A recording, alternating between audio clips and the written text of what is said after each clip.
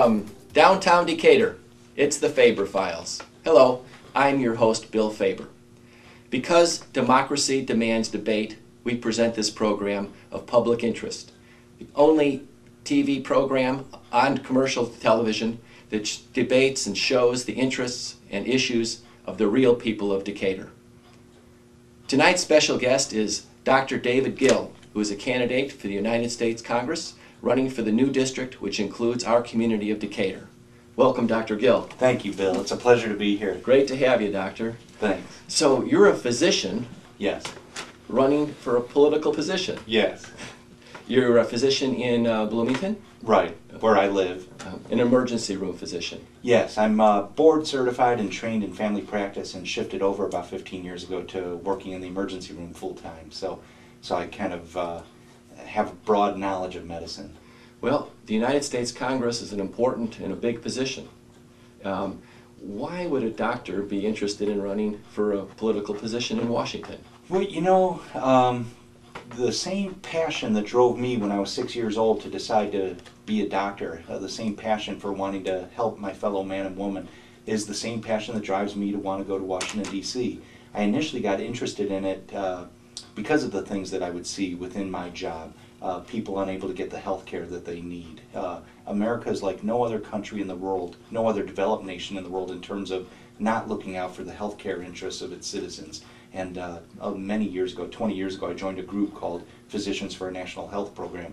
It's 20,000 doctors in size, and they advocate for developing a national health care program so that we can actually have a good health care system. Currently, we don't. We spend twice as much money per person on health care as any other country, but we rank 37th in the world in terms of health care quality, and to me that's inexcusable. And so that's what drove me initially to say maybe we need different voices in Washington, people that actually understand this health care thing.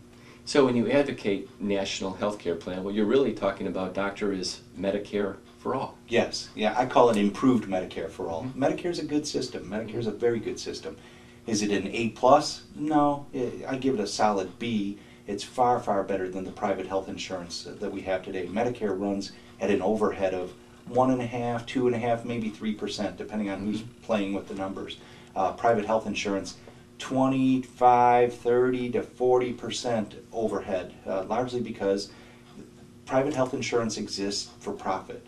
Uncle Sam's not in healthcare within Medicare to make money. Uncle Sam's there to take care of citizens. And if we would extend Medicare to involve all American citizens, we'd be far healthier and we'd be far wealthier. Instead of throwing 40% of our healthcare dollars, that's a huge sum of money, into a bottomless pit that does nothing in terms of providing health care to our citizens.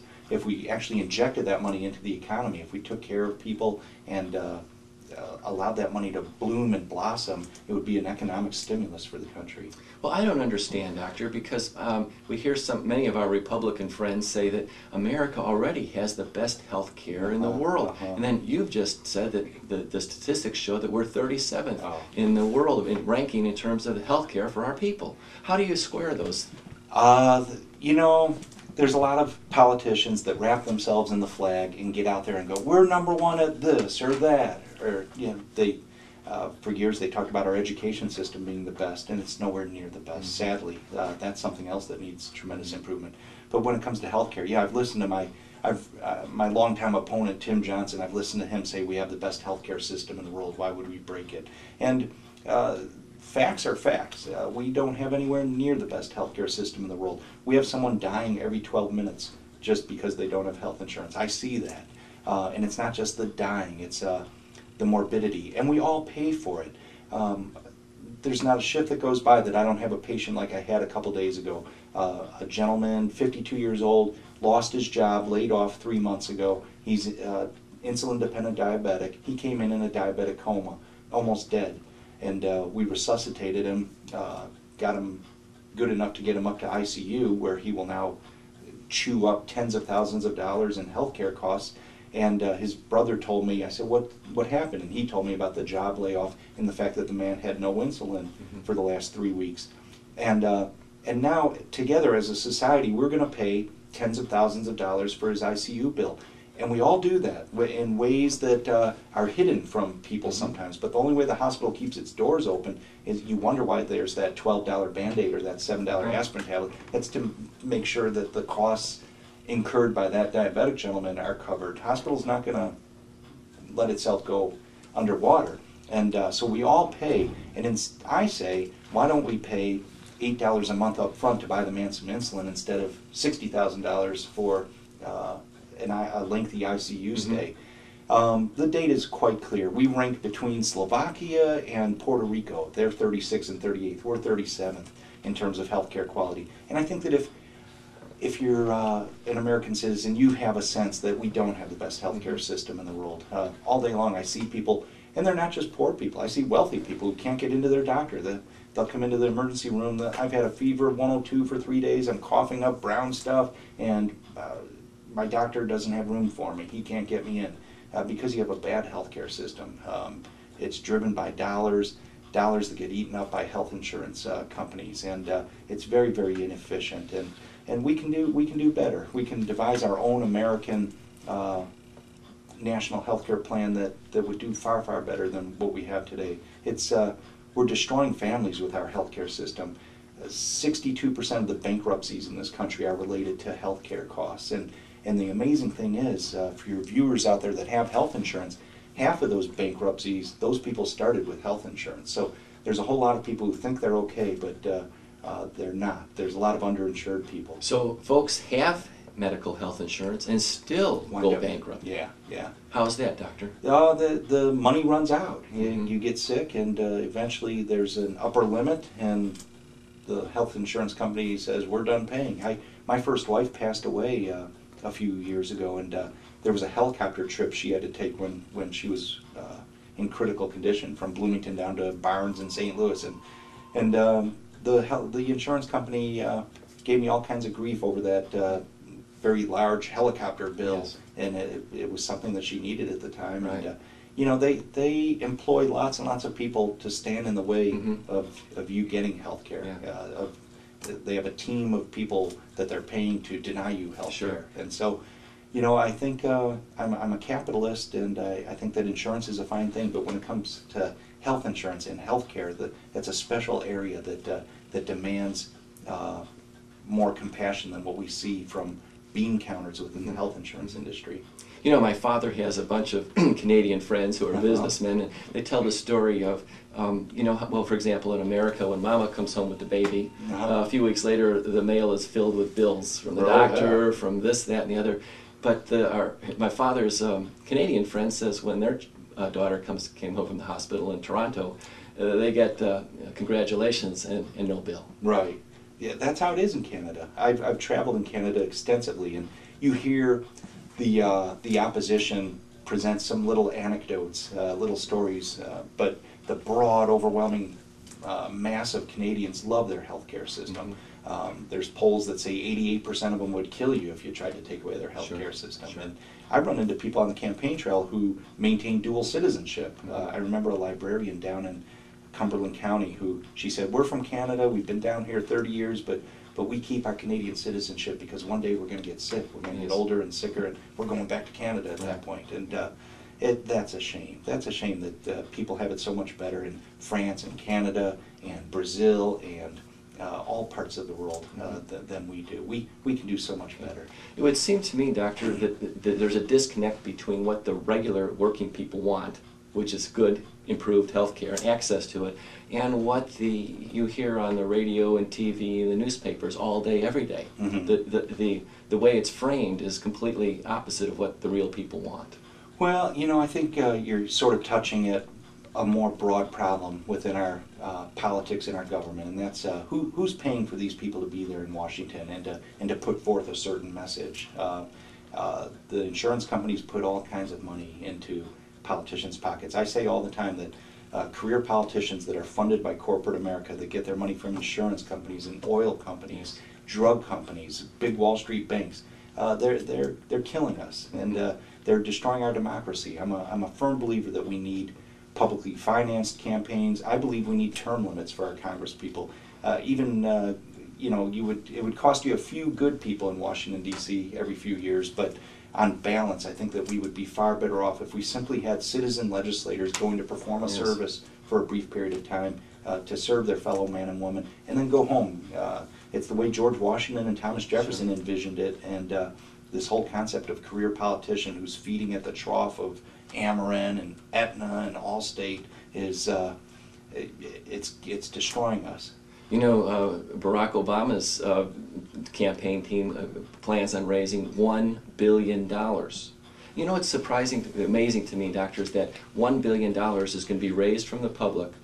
Then it's going to be used mostly to buy commercial time on Right. TV and radio of the public's airwaves that we own. Yeah, So those the are- public is paying the corporations with public money for public use of public airwaves. Yeah, it doesn't make sense. You know, we should have publicly financed campaigns, and we should have plenty of airtime available on our airwaves for people like myself and other Sure. candidates to present their points of view on these things. And in England and Canada, the campaign period is much restricted. It's Yeah. not, you don't campaign forever. Yeah, here you have to. Right. I have to. I'm calling people all the time trying to get money from them. I'm proud of the fact that 90+% of the money that I raise comes from ordinary individual citizens. About 5% of my money comes from organized labor. 95% of it comes from people, and I don't take any money from the liquor companies and the insurance companies and the pharmaceutical companies. You know, Doctor, the people of Decatur are real people. Mhm. They work hard, they love America. But time and time again, elected politicians let them down. What 3 real things, real results, will you bring to Decatur? Well, I'll push. You know, I think they're let down, and they're let down by, frankly, politicians of both parties who are there for the wrong reasons, who are there because they're funded by corporate America. I'm going there because I care about my fellow man and woman, and so I'll be pushing in a number of areas. 3 that come to mind. Well, healthcare we talked about. You know, I think Barack Obama and the Democratic Congress, when it was a Democratic Congress, took a fair first step with the healthcare reform that they've put in place. I don't think it comes close to what it is that we need, and I'm afraid that the Supreme Court's going to wind up tearing it apart. And so healthcare is still going to need reforming, and reforming in a good way. And so I'll be pushing hard on that. I'll be pushing hard to bring us jobs. Jobs will come as an outgrowth of doing things right in other areas. When you take that 40% of healthcare dollars that we waste today and put it into small business people, jobs will bloom and blossom, the likes of which we've never seen. When you take care of the earth the right way, I'm a firm believer the number one issue beyond healthcare, beyond Iraq, beyond most anything else, is the preservation of the health of our planet.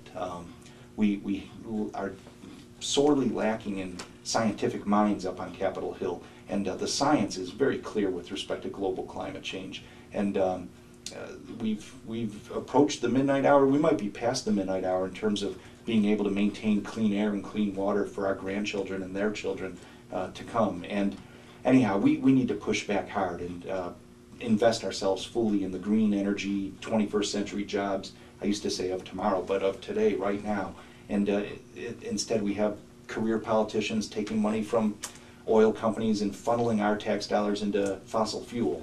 And we need to put it into wind farms and solar cells and biomass and geothermal energy.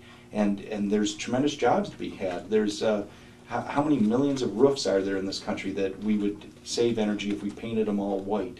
It sounds silly, but they're doing it in certain places, and they're saving tremendous amounts of energy, and they're putting people to work. So jobs, by doing healthcare right, by taking care of the earth in the right way, you produce jobs in that fashion. And the other thing that I would like to bring to people is just to rid them of the cynicism. I think democracy only works right when you have a citizenry that respects their government, and I don't see that. I've traveled around this central Illinois for years now, and people appropriately are very, very cynical, and I think they need to establish a connection again with the concept of citizen legislator. I think when we put term limits in place, that'll go a long way toward establishing that, and I'll work extremely hard to bring us a constitutional amendment that patterned after what we did with presidents. And presidents, FDR was elected 4 times. It wasn't always the case that the president had to go home after 2 terms. And in 1951, they passed a constitutional amendment saying, no more. After 8 years, you go home, Mr. President. And I think we need an amendment just like that for our U.S. representatives and our senators. I would bring that to the people of Decatur. But jobs above all. I've seen so much suffering for the better part of a decade. And again, why? It doesn't have to be. Why do we have a Washington, D.C. that's so afraid to ask the wealthiest in our society to pay their fair share? I was listening to Elizabeth Warren the other day. She's running for the Senate in Massachusetts, and she said something that I've said so often. She said it far more eloquently. She said, if you build a factory and you get rich producing a certain thing, great, that's wonderful. And you should be allowed to keep a big hunk of your riches. But do understand that when you send your goods to market, they're traveling over the roads that we've all paid for. And the people that are going to work in your factory, they've been educated by the tax dollars put in by all of us. And when you need the police and fire, that's taken care of by all of us. You don't have to fear bands of marauders breaking into your factory and taking all of your stuff. And it should be part of the social contract that because you have all those things that have been put in place by all of us, that you keep a big hunk, but you give a hunk too in terms of taxes. And the way that taxes have been cut so much for the wealthiest in '01 and '03, it's had ongoing ramifications. And I'll work hard to reverse that for the people of Decatur too, so that we don't have to suffer this economic malaise that leaves 16% of us out of full-time work. I had a conversation the other week with a fellow who owns a small automobile repair shop, and we were kind of talking politics, and we were talking about the tax, the Buffett tax, and the tax on the rich. Yeah. He's a guy who's just, he's okay. He's not wealthy by any means, but he's against a big tax on the wealthy because he said, I'd like to be a millionaire too. Well, I think that's how they get away with the Republicans get away with that, because we all dream big like that, But there's a whole lot of millionaires and billionaires like Warren Buffett, like Bill Gates' dad, who say, please tax me more. I understand the need to put forward money. And how fat is fat enough? I tell the story a lot of William McGuire. He was the CEO of United Healthcare, one of the 5 biggest health insurance companies. He retired in 2006. And as a parting gift, they gave that man $1.6 billion. And when you do the arithmetic, he got $100,000 a day to spend on himself every day, not for a year, not for 5 years, not for 10 years, 40 to 45 years. William McGuire gets to spend $100,000 a day on himself. And people send that money in terms of premiums. And, my question would be, how much does William McGuire need? And how can he spend $100,000 a day every day? How could you do that for a year, much less 40 years? And his compensation is all tax deductible by the corporation. Yeah. So we get hit twice. Yeah, it's shameful. It's shameful. And I think even William McGuire would stand up and say, I don't need that. Sure. Please, I would like to do something for my country and provide it to the next generation, so that the next guy who has a great idea and wants to open a factory to produce something good for everybody will have the wherewithal to do so. Doctor, our Decatur community is perhaps withering. And we've lost population, we've lost thousands of jobs, many of which have gone overseas. Mm-hmm. How can you as a congressman help stem the flow of good jobs and bring jobs to Decatur? I think you start by recognizing that NAFTA and CAFTA have been a tremendous mistake. I speak against those trade agreements at every opportunity. Ross Perot warned us against NAFTA. I remember watching those debates when Ross Perot was running for president.